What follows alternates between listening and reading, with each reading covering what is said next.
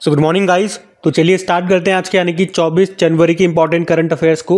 तो आज बहुत सारे इंपॉर्टेंट प्रश्न हमें देखने को मिलेंगे। तो चलिए स्टार्ट करते हैं आज की क्लास बिना टाइम वेस्ट करे। तो देखो इस प्रश्न में क्या पूछ रहे हैं सबसे पहले कि अभी हाल ही में राष्ट्रीय बालिका दिवस कब मनाया गया, नेशनल गर्ल चाइल्ड डे। तो आंसर इसका हो जाएगा 24 जनवरी को। तो हर साल नेशनल गर्ल चाइल्ड डे ये 24 जनवरी को मनाया जाता है। ये दिन लड़कियों के साथ होने वाली असमानताओं के बारे में जागरूकता बढ़ाने के लिए मनाया जाता है। और इस दिन की शुरुआत महिला एवं बाल विकास मंत्रालय ने 2008 में की थी। और थीम क्या है, इस बार की थीम है empowering girls for a bright future, भविष्य के लिए लड़कियों का दृष्टिकोण। वैसे 24 जनवरी को एक और दिवस होता है जिसको हम कहते हैं इंटरनेशनल डे ऑफ एजुकेशन, अंतर्राष्ट्रीय शिक्षा दिवस। लेकिन अगर मैं आपसे पूछूं कि राष्ट्रीय शिक्षा दिवस कब होता है तो फिर आपका आंसर हो जाएगा 11 नवंबर को। और इसी तरह से ये था राष्ट्रीय बालिका दिवस, एक अंतर्राष्ट्रीय बालिका दिवस भी होता है, इंटरनेशनल गर्ल चाइल्ड डे, वो 11 अक्टूबर को होता है। ठीक है, तो ये आपको याद रखना है। राष्ट्रीय वाले भी मतलब जो भारत में मनाते हैं नेशनल वाले, और जो पूरे विश्व में मनाते हैं वो अंतर्राष्ट्रीय वाले, दोनों मैंने आपको बता दिए, इसमें कंफ्यूज मत होना। अब डे वाला प्रश्न है। चलो जनवरी में अभी तक जितने भी इंपॉर्टेंट डेज हमने मनाए हैं मैं आपको रिवाइज करवा देता हूँ। तो देखो 1 जनवरी को वैश्विक परिवार दिवस ग्लोबल फैमिली डे मनाया था, 2 जनवरी को वर्ल्ड इंट्रोवर्ट डे, 4 जनवरी को विश्व ब्रेल दिवस, 5 जनवरी को राष्ट्रीय पक्षी दिवस, 6 जनवरी को गुरु गोविंद सिंह जी की जयंती होती है जिसे प्रकाश वर्ष के रूप में भी मनाया जाता है। हर बार नहीं होता 6 जनवरी को, लेकिन इस बार है। और 6 जनवरी को विश्व युद्ध अनाथ दिवस भी मनाया। 8 जनवरी को अर्थ रोटेशन डे, 9 जनवरी को प्रवासी भारतीय दिवस, 10 जनवरी को विश्व हिंदी दिवस, 11 जनवरी राष्ट्रीय मानव तस्करी जागरूकता दिवस, 12 जनवरी को राष्ट्रीय युवा दिवस, 14 जनवरी आर्म्ड फोर्सेज वेटरन्स डे यानी कि सशस्त्र सेवा भूतपूर्व सैनिक दिवस, 15 जनवरी भारतीय थल सेना दिवस, 16 जनवरी को राष्ट्रीय स्टार्टअप दिवस, और इस बार 16 जनवरी को पहली बार भारत के लोकपाल का स्थापना दिवस भी हमने मनाया। और अभी 23 जनवरी को पराक्रम दिवस के रूप में मनाया, नेताजी सुभाष चंद्र बोस जी की जयंती होती है। तो ये जनवरी के अभी तक के इंपॉर्टेंट डेज हैं, इनको ध्यान में रखना। अगला प्रश्न देखते हैं। फिर अगले प्रश्न में पूछ रहे हैं अभी हाल ही में जारी ग्लोबल फायर पावर इंडेक्स 2025 में भारत कौन से स्थान पर है। तो आंसर हो जाएगा चौथे स्थान पर। यहाँ पे हम बात कर रहे हैं ग्लोबल फायर पावर इंडेक्स 2025 की, जिसके अनुसार भारत चौथा सबसे शक्तिशाली देश बताया गया है। पहले स्थान पे अमेरिका, फिर रशिया, फिर चाइना, फिर भारत। अच्छा, यहाँ पे भूटान को इस इंडेक्स में सबसे आखिरी स्थान पे रखा है, 145 नंबर पे रखा है। और आपको याद हो तो पिछले साल 2024 में भी इसी इंडेक्स में ये टॉप 4 देश तो यही थे, इसमें कोई बदलाव नहीं है। लेकिन हाँ, हमारा एक पड़ोसी देश है पाकिस्तान में तो 9वें स्थान पे था, इस बार वो 12वें स्थान पर है। तो ग्लोबल फायर पावर इंडेक्स याद रखना, इसको 2006 से हर साल globalfirepower.com वेबसाइट के द्वारा जारी किया जाता है। और इसमें देशों को उनकी सैन्य शक्ति की तुलना भूमि, समुद्र और हवा में युद्ध करने की उनकी क्षमताओं के आधार पर इसमें रैंकिंग दी जाती है। मतलब सैन्य शक्ति के आधार पे रैंकिंग उनको दी जाती है कि किस देश की सेना सबसे ताकतवर है। तो भारत चौथे स्थान पर है। अब इंडेक्स वाला प्रश्न है। चलो एक काम करता हूँ, 2024 के सारे जो भी इंडेक्सेस हमने पढ़े थे सूचकांक, वो मैं आपको रिवाइज करा देता हूँ। 2025 में भी 2-4 अभी तक हमने पढ़ी लिए, वो भी रिवाइज करवा दूंगा। तो चलो फिर एक तो देखो वर्ल्ड हैप्पीनेस इंडेक्स आया था, भारत 126 पे है, टॉप पे फिनलैंड है, यूनाइटेड नेशन ने जारी किया। ग्लोबल फायर पावर इंडेक्स आया था, ये देखो मैंने बताया ना पिछले साल भी चौथे स्थान पे था भारत, और अमेरिका टॉप पे था, सेम है, इस बार कोई चेंज नहीं हुआ। बिजनेस एनवायरनमेंट रैंकिंग 2024 में भारत 51 पे है, टॉप पे सिंगापुर, इकोनॉमिस्ट इंटेलिजेंस यूनिट ने किया। ग्लोबल यूनिकॉर्न इंडेक्स 2024 में भारत तीसरे स्थान पर है, पहले पे अमेरिका, फिर चाइना, हुरुन ने जारी किया।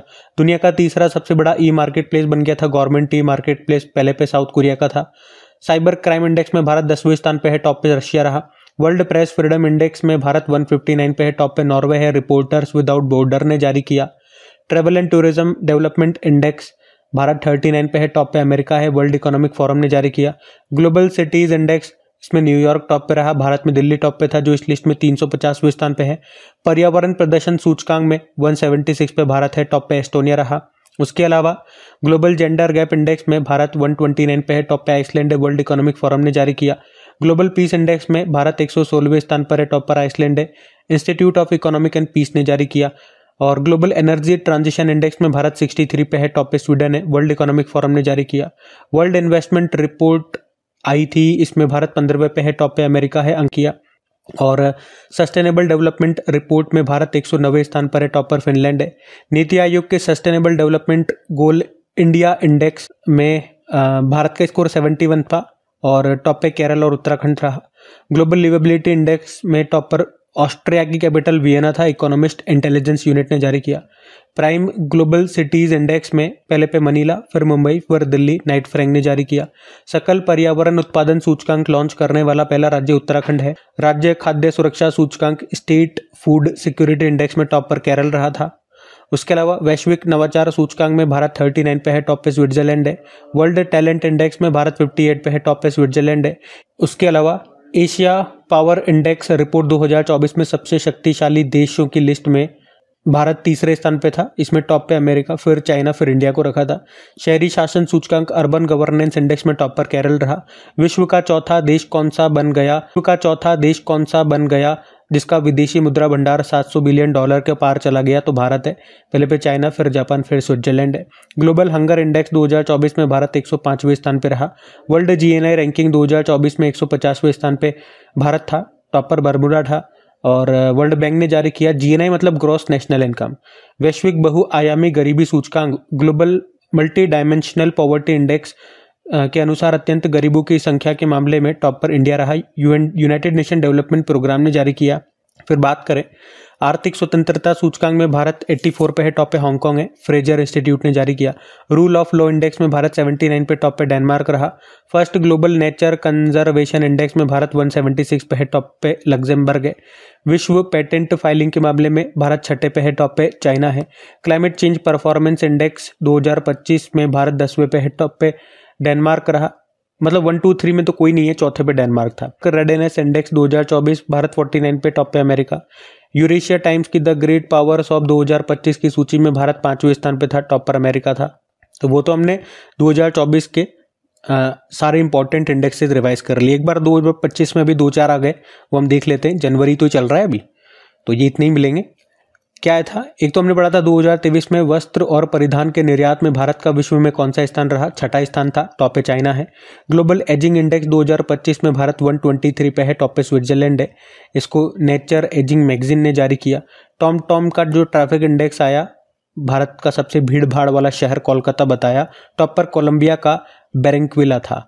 QS world future skill index 2025 में भारत की ओवरऑल रैंक 25 थी, टॉप पे अमेरिका था। ये पहली बार इंडेक्स जारी हुआ था। कॉफी के उत्पादन के मामले में भारत विश्व में 7वें स्थान पर है और भारत में भी कर्नाटक टॉप पर है। विश्व में टॉप पर ब्राजील रहा। तो ये भी आप ध्यान रखेंगे, ठीक है। अगला प्रश्न देखते हैं। फिर अगले प्रश्न में पूछ रहे हैं कि 2025 में फिडे शतरंज विश्व कप की मेजबानी कौन सा देश करेगा? तो आंसर होगा भारत। तो याद रखेंगे, भारत 2025 में फिडे चेस वर्ल्ड कप की मेजबानी करेगा और ये भारत का पहला बड़ा अंतरराष्ट्रीय शतरंज टूर्नामेंट होगा जो भारत होस्ट करेगा। 31 अक्टूबर को इस साल शुरू होगा, 27 नवंबर तक ये चलेगा। और आप कह सकते हो ये टूर्नामेंट कैंडिडेट्स टूर्नामेंट के लिए एक प्रमुख क्वालिफायर के रूप में कार्य करेगा।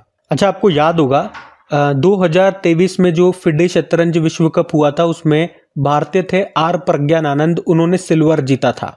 फाइनल में वो मैग्नस कार्लसन से हार गए थे, तो वो भी हमारे लिए इंपॉर्टेंट अचीवमेंट था। वैसे भारत के जो पहले ग्रैंड मास्टर है विश्वनाथन आनंद, वो फिडे वर्ल्ड कप जीतने वाले आप कह सकते हो एकमात्र भारतीय हैं। अच्छा, चेस से ही संबंधित कुछ और इंपॉर्टेंट प्रश्न मैं आपको रिवाइज कराता हूँ। तो हमारे जो पहले ग्रैंड मास्टर है उनका नाम विश्वनाथन आनंद है, लाइटनिंग किड ऑफ इंडिया के नाम से भी इनको जानते हैं। इनकी जो ऑटोबायोग्राफी है उसका नाम माइंड मास्टर है। इन्होंने ही सबसे पहली बार 1991-92 में राजीव गांधी खेल रत्न पुरस्कार जीता था और अब 4 खिलाड़ियों को ये राजीव गांधी खेल रत्न पुरस्कार मिला है। उनके नाम क्या है और उनका संबंध किस खेल से है ये भी आपको बताना है। हालांकि ये मैं आपसे पहले भी पूछ चुका हूं और बता भी चुका हूं, लेकिन मैं बार बार आपसे पूछूंगा ताकि आप बार बार इसको रिकॉल करोगे, लिखोगे, तो ये आपको चीजें रट जाएंगी, क्योंकि ये प्रश्न वो हैं जो डेफिनेटली आने वाले प्रश्न है। बाकी सबसे युवा ग्रैंड मास्टर हमारे डी गुकेश हैं। पहली फीमेल ग्रैंड मास्टर बोलोगे तो एस विजय लक्ष्मी है। वर्ल्ड चेस डे 20 जुलाई को होता है। भारत में पहली बार चेस एकेडमी खुलेगी उड़ीसा की कैपिटल भुवनेश्वर, ये वही भुवनेश्वर है जहाँ पे अभी 18वां प्रवासी भारतीय सम्मेलन हुआ था। उसके अलावा 45वां चेस ओलंपियाड 2024 हंगरी के बुडापेस्ट में हुआ था, जिसमें पुरुषों में और महिलाओं में भारत विजेता रहा। अगर उप विजेता की बात करेंगे तो मेल में भारत ने स्लोवेनिया को हराया और महिलाओं ने किसे हराया? अजरबैजान को। और जो अगले वाले होंगे 46 नंबर के फिडे चेस ओलंपियाड 2026 में होंगे, ये ताशकंद उज्बेकिस्तान में होंगे। साथ में याद रखना women's world rapid chess championship 2024 को जीता कोनेरू हम्पी ने, दूसरी बार जीता इन्होंने, और ऐसा करने वाली ये पहली भारतीय महिला है। उसके अलावा फिडे विश्व ब्लिट्ज चैंपियनशिप में आर वैशाली ने ब्रॉन्ज मेडल जीता था। उसके अलावा चेन्नई के जो 18 वर्षीय डी गुकेश हैं, अभी चीन के डिंग लेरेन को हराकर सबसे कम उम्र में फिडे विश्व शतरंज चैंपियन 2024 प्रतियोगिता को इन्होंने जीत लिया था, ये भी याद रखना। बाकी शतरंज खेल में 2800 येलो रेटिंग का आंकड़ा पार करने वाले भारत के दूसरे ग्रैंड मास्टर अर्जुन एरिगेसी हैं। और विश्व में चेस को रेगुलेट करने वाली बॉडी फिडे है। स्थापना होती है 20 जुलाई 1924 में। हेडक्वार्टर लुज़ेन स्विट्जरलैंड हो गया। प्रेसिडेंट है आर्केडी डोरकोविच, वाइस प्रेसिडेंट है विश्वनाथन आनंद। ठीक है, तो सारी बातें ध्यान रखना। चेस से संबंधित सारे पॉइंट्स मैंने आपको बता दिया। अगला प्रश्न देखते हैं।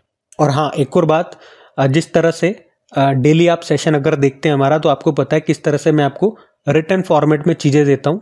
वो पीडीएफ में भी मैं आपको प्रोवाइड कराता हूँ। डिटेल्ड पीडीएफ बिल्कुल फ्री में होती है, जो टेलीग्राम पे आपको मिलती है।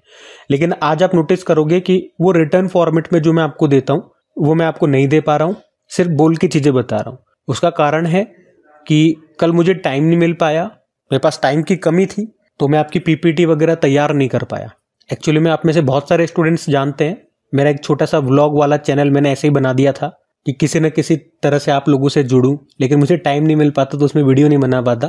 तो आप उसमें देखेंगे मेरा एक छोटा सा पुत्र है, 1 साल 2 महीने का है अभी वो। तो कल उसको चोट लग गई थी, उसके फॉरहेड पे लग गई थी, तो वहां पे स्वेलिंग आ गई, सूजन आ गई थी। और दूसरी चीज, उसके आंख क्या लग गई। ईश्वर की कृपा है, बड़े बुजुर्गों का आशीर्वाद रहा, गुरुजनों का आशीर्वाद रहा कि आंख बच गई। क्योंकि बिल्कुल मतलब आईब्रो के नीचे और जो हमारी आंख होती है उसके हल्का सा ऊपर लगी, वहां खून जम गया। अगर थोड़ा सा नीचे हो जाता तो दिक्कत हो जाती, आपको पता है। और आपने वो व्लॉग वाले चैनल में देखा होगा, उसके दादाजी यानी मेरे पिताजी, वो एक्चुअली में उनके पास 3 व्हीलर टेम्पो है, वो बिल्कुल लोहे का होता है। तो उसी में वो था और उसी में उसके लग गई थी। मुझे उसमें बहुत डर लगता है, मैंने बहुत बार मना किया कि वो लोहे का है, कहीं भी लग सकता है। तो उसी लोहे से लग गई थी उसको। तो कल उसी कारण से थोड़े से डिस्टर्ब थे। अब वो इतना छोटा बच्चा है ना कि उसको लग गई, बस वो रो करके चुप हो गया। बड़े होते हैं तो बता देते हैं कि हाँ आंख में धुंधला दिख रहा है, नहीं दिख रहा है, दर्द हो रहा है, वो तो बता भी नहीं पाता है। तो ये सब कल रहा प्रॉब्लम, तो टाइम इतना मिला नहीं प्रॉपर, तो आपकी पीपीटी भी तैयार नहीं हुई। और जो मैंने आपसे कहा था मॉर्निंग में पीवाईक्यू सीरीज लेकर के आएंगे, तो वो सीरीज भी आपकी, मतलब वो आज जो वीडियो आने वाला था वो भी मेरा तैयार नहीं हुआ। तो आज वीडियो नहीं आएगा पीवाईक्यू वाला। पुराने अभी तक वैसे 8 अपलोड हो चुके हैं, जिसने नहीं देखे वो देख सकते हैं आप प्लेलिस्ट में जा करके। तो आज मैं आपको बोल करके ही चीजें बताऊंगा, लेकिन आपको चीजें समझ में आ जाएगी। कंटेंट में पूरा दूंगा, उसमें कोई कमी नहीं रहेगी। ठीक है, चलो फिर अगले प्रश्न की ओर बढ़ते हैं। फिर अगले में पूछ रहे हैं, अभी हाल ही में किसने ऑपरेशन सर्द हवा शुरू किया? तो सही उत्तर होगा बॉर्डर सिक्योरिटी फोर्स ने। तो अभी राजस्थान में भारत पाक सीमा पर बॉर्डर सिक्योरिटी फोर्स ने ऑपरेशन सर्द हवा शुरू किया है। तो बीएसएफ के सभी जवान और अधिकारी ये 29 जनवरी तक इस ऑपरेशन के तहत सीमा पर चौकसी बनाए रखेंगे और आधुनिक हथियारों से निगरानी करेंगे। ऑपरेशन सर्द हवा का मकसद सर्दी के मौसम में किसी भी प्रकार की घुसपैठ को रोकना, क्योंकि सर्दी में बहुत धुंध रहती है और कोई भी घुसपैठ या इसका फायदा उठा करके घुस सकता है, तो चौकसी बढ़ानी पड़ती है। तो इस ऑपरेशन के दौरान सीमा पर 24 घंटे निगरानी रखी जाएगी, ताकि किसी भी संदिग्ध गतिविधि पर तुरंत कार्रवाई की जा सके। जिस तरह से ये सर्दियों में होता है ऑपरेशन सर्द हवा, और उसी तरह से गर्मियों में जब पीक पे भयंकर वाली गर्मी होती है, उस वक्त ऑपरेशन गर्म हवा चलाता है हमारा बीएसएफ, जिसकी स्थापना होती है 1 दिसंबर 1965 में। गृह मंत्रालय के अधीन आता है ये। और ये पाकिस्तान और बांग्लादेश सीमा पर हमारी रक्षा करते हैं। इनका मोटो होता है जीवन पर्यंत कर्तव्य, ड्यूटी अनटू डेथ। और डायरेक्टर जनरल कौन है? दलजीत सिंह चौधरी हैं। आपको मैं ये भी बता दूं कि कुछ समय पहले हमारे गृह मंत्री अमित शाह ने ही बीएसएफ का एक प्रहरी मोबाइल एप्लीकेशन को भी लॉन्च किया था, वो भी याद रखना। और बीएसएफ की पहली महिला ऊंट सवारी स्क्वाड ये भारत पाक सीमा पर तैनात की गई थी। और अभी 2024 में हमने पढ़ा था बीएसएफ ने श्रीनगर में ग्रो विद द ट्रीज नाम से एक वृक्षारोपण अभियान भी चलाया था। तो ये सारी बातें बीएसएफ से ध्यान में रखना। अगला प्रश्न देखते हैं।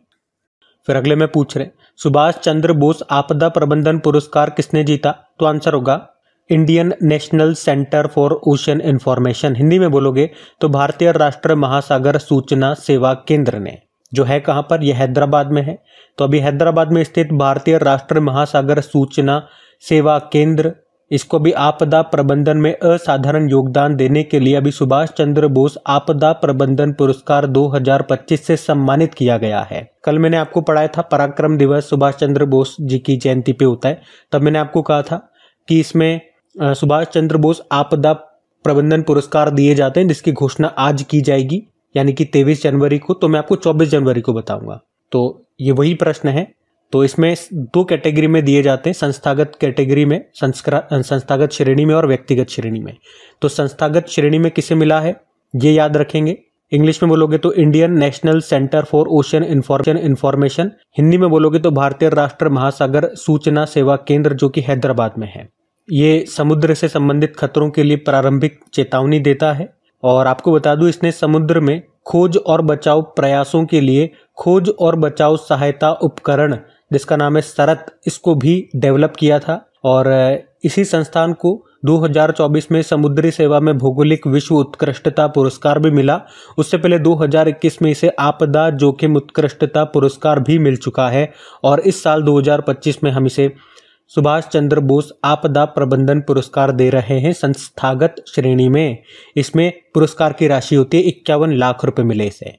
व्यक्तिगत श्रेणी में 5 लाख रुपए दिए जाते हैं, लेकिन व्यक्तिगत श्रेणी में अभी कोई अनाउंसमेंट नहीं है, मतलब व्यक्तिगत श्रेणी में हम मान के चल रहे हैं किसी को मिला नहीं है, ठीक है। तो संस्थागत वाला याद रखना, इंस्टीट्यूशनल कैटेगरी में इसे मिला है। और आपको बता दूं, इसने ही भारतीय सुनामी प्राप्त चेतावनी केंद्र की स्थापना की थी, जो 10 मिनट के भीतर सुनामी अलर्ट प्रदान करता है, ठीक है, ये ध्यान में रखना। और सुभाष चंद्र बोस जी के बारे में मैंने आपको कल भी बताया था कि उनकी जयंती को ही 23 जनवरी को हम पराक्रम दिवस के रूप में मनाते हैं। इस बार उनकी 128वीं जयंती हमने मनाई। उसके अलावा 2-3 पॉइंट मैं आपको और बता दूं एक बार फिर से कि उनका जन्म कहाँ पे हुआ था, कटक उड़ीसा में हुआ था।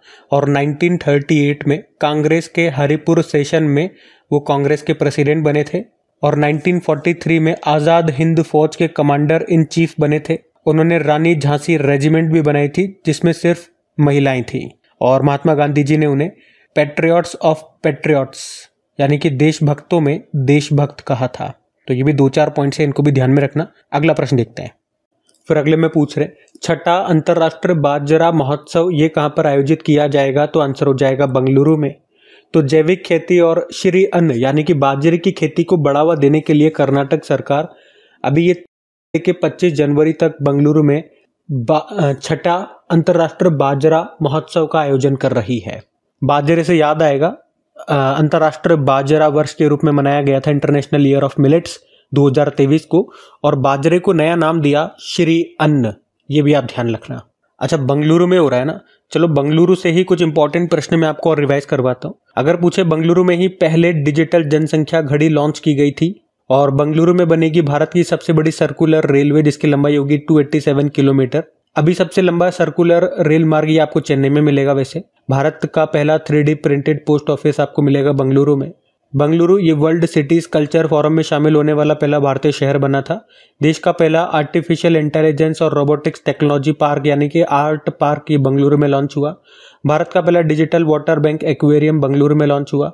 देश का पहला अंडरग्राउंड पावर ट्रांसफार्मर का स्थापित किया गया बेंगलुरु में। बेंगलुरु में भारत का पहला स्वदेशी बम वर्षक मानव रहित FWD-200B जो कि एक तरह का बम वर्षक ड्रोन आप कह सकते हो, इसको लॉन्च किया था। ये बेंगलुरु का ही एक स्टार्टअप है, एक कंपनी है।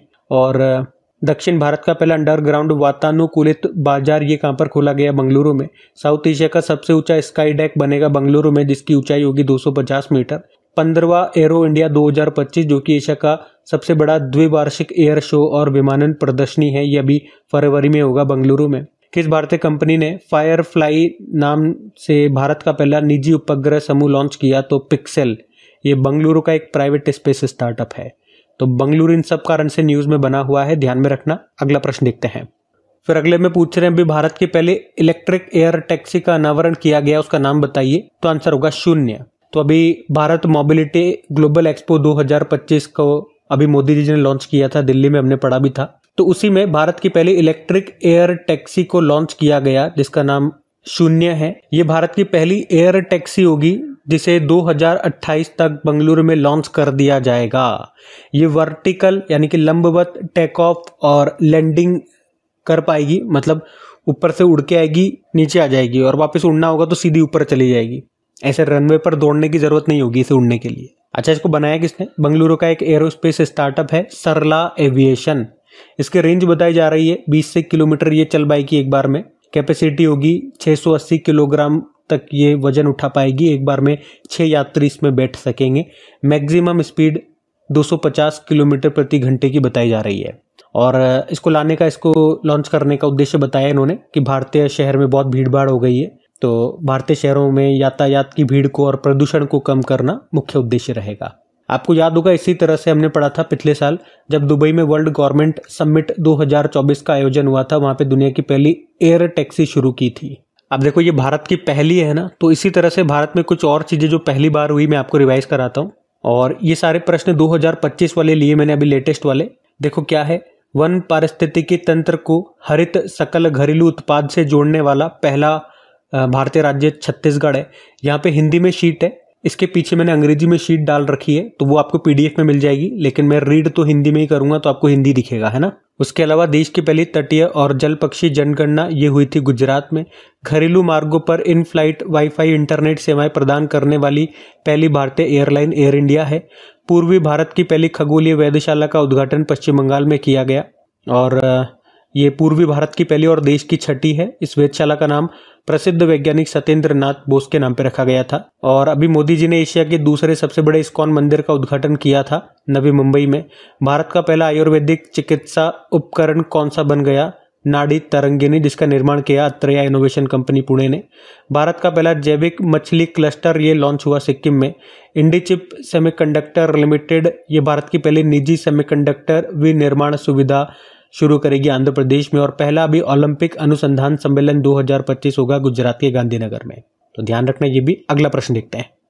फिर अगले में पूछ रहे, अभी हाल ही में किस संस्थान का नाम बदलकर national institute for research on commercial agriculture रखा गया है? तो आंसर होगा केंद्रीय तंबाकू अनुसंधान संस्थान।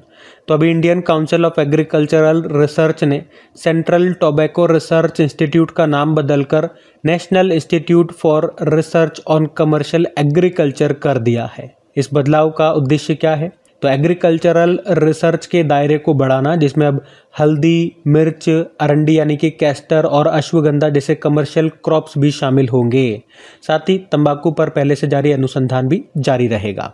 तो इसकी अगर हम बात करें, सेंट्रल टोबैको रिसर्च इंस्टीट्यूट जिसका नाम बदला गया, इसकी स्थापना होती है 1947 में। और जिसने नाम बदला यानी कि Indian council of agricultural research की ICAR, इसकी स्थापना होती है 1929 में। अच्छा, तंबाकू से याद आएगा, वर्ल्ड नो टोबैको डे कब होता है? 31 मई को। और आपको याद होगा पिछले साल PV सिंधु को तंबाकू नियंत्रण के लिए ब्रांड एम्बेसडर बनाया था। अभी प्यूमा इंडिया की भी बनी थी PV सिंधु ब्रांड एम्बेसडर। नाम चेंज वाला प्रश्न है, तो कुछ और चीज़ों के नाम बदले गए, वो भी मैं आपको यहाँ रिवाइज कराता हूँ। देखो आप, एक तो आपको याद होगा उत्तर प्रदेश के काकोरी कांड का नाम बदलकर काकोरी ट्रेन एक्शन किया गया था। और सभी आवासीय स्कूलों और रायचूर यूनिवर्सिटी का नाम बदलकर महर्षि वाल्मीकि के नाम पर करेगी कौन? कर्नाटक सरकार। अयोध्या एयरपोर्ट का नाम बदलकर महर्षि वाल्मीकि जी के नाम पे कर दिया। राष्ट्रपति भवन के दरबार हॉल का नाम बदलकर गणतंत्र मंडप और अशोक हॉल का नाम अशोक मंडप कर दिया। पुणे एयरपोर्ट को अब जगत गुरु संत श्रेष्ठ तुकाराम महाराज जी के नाम पे जानते हैं। पोर्ट ब्लेयर को श्री विजयपुरम के नाम से, जो अंडमान निकोबार की कैपिटल है, वो श्री विजयपुरम के नाम से जानेंगे। महाराष्ट्र स्टेट स्किल यूनिवर्सिटी का नाम बदलकर रतन टाटा जी के नाम पे कर दिया। महाराष्ट्र के अहमदनगर को अहिल्या नगर कहते हैं। अयोध्या एयरपोर्ट तो मैंने आपको ऊपर ही बता दिया, वो ये रिपीट हो गया। राजपथ कर्तव्य पथ कहते हैं। चंडीगढ़ एयरपोर्ट शहीद भगत सिंह जी के नाम पे हो गया। और लद्दाख में काकसर ब्रिज का नाम बदलकर कैप्टन अमित भारद्वाज सेतु कर दिया गया। तो ये भी ध्यान में रखना। अगला देखते हैं प्रश्न। फिर अगले में पूछ रहे, अभी हाल ही में किस राज्य ने कवचम मतलब Kerala warning crisis and hazard management system को लॉन्च किया है? तो अब तो आप फुल फॉर्म से आंसर बता ही दोगे। के मतलब यहाँ पे केरल है, के मतलब कर्नाटक नहीं है, के मतलब केरल है। तो अभी केरल के जो मुख्यमंत्री पिनाराई विजयन, अभी उन्होंने Kerala warning crisis and hazard management system, जिसको शॉर्ट में बोला है कवचम, इसको शुरू किया है। ये पहल केरल में डिजास्टर मैनेजमेंट के लिए लाई गई है। कवचम को Kerala state disaster management authority ने नेशनल डिजास्टर मैनेजमेंट अथॉरिटी और वर्ल्ड बैंक की सहायता से तैयार किया है। तो ये आप ध्यान रखेंगे।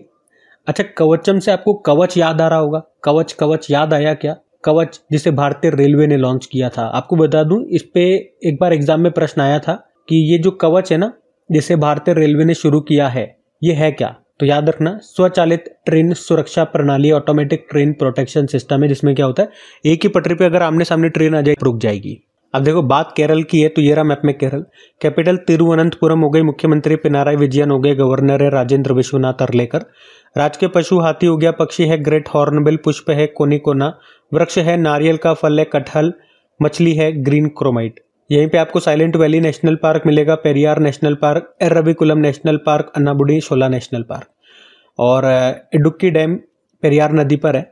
यहाँ का कथकली मोहिनीअट्टम क्लासिकल डांस है, मलयालम क्लासिकल लैंग्वेज है। कुछ त्यौहार देखे, फेस्टिवल, ओणम होता है, त्रिशूरपुरम होता है, अट्टुकल पोंगल होता है, मकर विलक्कू हो गया, विश्व उत्सव हो गया, और पहला अंतर्राष्ट्रीय समुद्र तट महोत्सव भी यहाँ पे मनाया था। ये प्रश्न इस तरह से आया था, देखो एग्जाम वाला है, केरल का कौन सा त्योहार नए साल का प्रतीक है? तो विशु उत्सव। ये प्रश्न मैंने जानबूझ के यहाँ पे लिखा है क्योंकि लास्ट टाइम जब मैंने ये प्रश्न आपसे पूछा था, बहुत से स्टूडेंट ने इसका उत्तर गलत दिया था, तो मेरे को लगा कि यहीं पे चिपका देता हूँ ये, फिर आप सबको ये ध्यान रहेगा बार बार पढ़ोगे तो। और केरल के समुद्री तट को मालाबार तट बोलते हैं, तमिलनाडु के समुद्री तट को कोरोमंडल तट बोलते हैं। केरल को मसालों का बाग भी कहा जाता है। यहीं पे आपको सबरीमाला मंदिर मिल जाएगा। कुछ और करंट अफेयर्स के प्रश्न देखें आओ। तो नेगोशिएबल इंस्ट्रूमेंट एक्ट के मामलों को संभालने के लिए देश का पहला डिजिटल कोर्ट कहाँ पर शुरू हुआ? केरल में। केरल टूरिज्म ने ICRT गोल्ड अवार्ड जीता था। केरल पर्यटन ने डिजिटल मार्केटिंग अभियान श्रेणी में पेटा गोल्ड अवार्ड 2024 जीता। नीति आयोग के sustainable development goal India index 2023-24 में भारत का स्कोर 71 था। टॉप पे केरल और उत्तराखंड रहा। राज्य खाद्य सुरक्षा सूचकांक स्टेट फूड सिक्योरिटी इंडेक्स में टॉप पर केरल था। 70वीं नेहरू ट्रॉफी बोट रेस जो कि हुई थी केरल के पुन्नमदा झील में, हर बार यहीं पे होती है, याद रखना। यूनेस्को ने भारत का पहला साहित्य का शहर घोषित किया था कोझिकोड को। ये प्रश्न एग्जाम में आया अभी। शहरी शासन सूचकांक अर्बन गवर्नेंस इंडेक्स में केरल टॉप पे रहा। भारत के पहले सुपर कैपेसिटर प्लांट का अनावरण किया गया केरल के कन्नूर में। और भारत के पहले powered indoor air quality monitor का अनावरण ये भी किया गया अभी कहाँ पे? तिरुवनंतपुरम इंटरनेशनल एयरपोर्ट में, जो केरल में है, जिसका नाम पवन चित्रा है। केरल सरकार ने ट्रांसजेंडर समुदाय को रोजगार प्रदान करने के लिए प्राइड परियोजना शुरू की थी। ट्रैफिक नियमों के उल्लंघन पर नजर रखने के लिए सिटीजन सेंटिनल ऐप लॉन्च किया था केरल ने। छत्तीसगढ़ और उड़ीसा के बाद ऐसा करने वाला ये तीसरा राज्य बना। MT वासुदेवन नायर मलयालम भाषा के प्रसिद्ध साहित्यकार हैं, केरल से बिलोंग करते थे, निधन हो गया। उसके अलावा केरल से 2025 में हमने क्या क्या पढ़ा?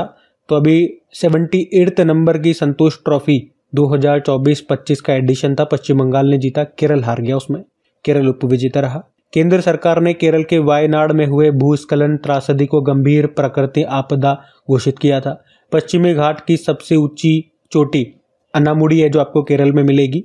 केंद्रीय नारियल अनुसंधान संस्थान सेंट्रल कोकोनट सर्च इंस्टीट्यूट कहाँ पर है?